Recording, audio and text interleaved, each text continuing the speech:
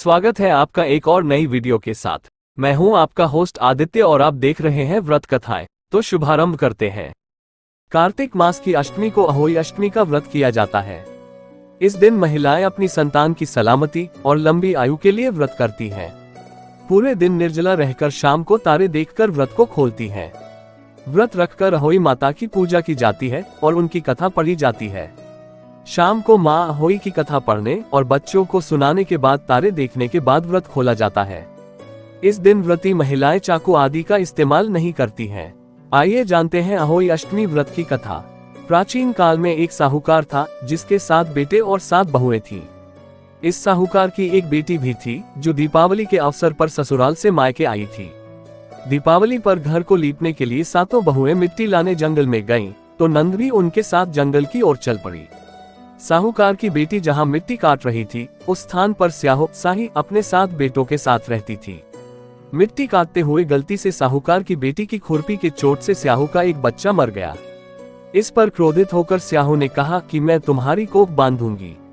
स्याहो के वचन सुनकर साहूकार की बेटी अपनी 7 भाभियों से एक एक कर विनती करती है कि वह उसके बदले अपनी कोख बंधवा ले।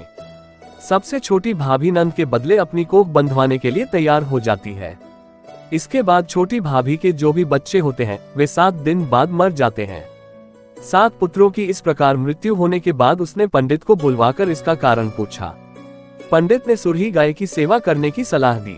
सुरही गाय सेवा से प्रसन्न होती है और छोटी बहू से पूछती है कि तू किस लिए मेरी इतनी सेवा कर रही है और वह उससे क्या चाहती है। जो कुछ तेरी इच्छा हो वह मुझसे मांग ले।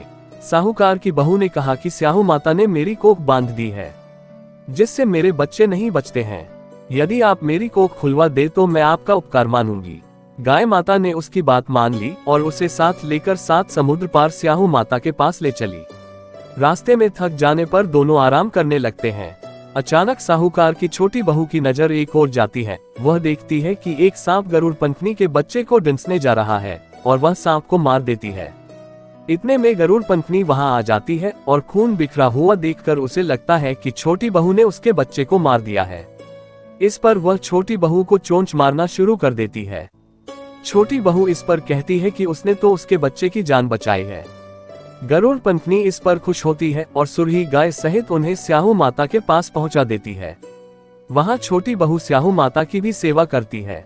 स्याहू की माता जब साहूकार की छोटी बहू की परोपकार और सेवा भाव की बातें सुनती है तो प्रसन्न होती है। फिर उसे 7 संतान की माता होने का आशीर्वाद देती है और कहती है कि घर जाने पर तू अहोई माता का उद्यापन करना। 7 अहोई बनाकर 7 कड़ाही देना। उसने 7 अहोई बनाकर 7 कड़ाही देकर उद्यापन किया। आशीर्वाद के प्रभाव से साहूकार की छोटी बहू को 7 बेटे होते हैं जिनसे उसकी 7 बहुएं होती हैं। उसका परिवार बड़ा और भरा पूरा होता है। वह सुखी जीवन व्यतीत करती हैं। अहोई का अर्थ एक ये भी होता है अनहोनी को होनी बनाना। जैसे साहूकार की छोटी बहू ने कर दिखाया था, जिस तरह अहोई माता ने उस साहूकार की बहू की कोख को खोल दिया, उसी प्रकार अहोई माता इस व्रत को करने वाली सभी नारियों की अभिलाषा पूर्ण करें। ऐसी ही अन्य जानकारी के लिए कृपया आप हमारे YouTube चैनल से जुड़िए। चैनल को सब्सक्राइब कीजिए, वीडियो को लाइक और शेयर कीजिए और पुण्य लाभ अर्जित कीजिए।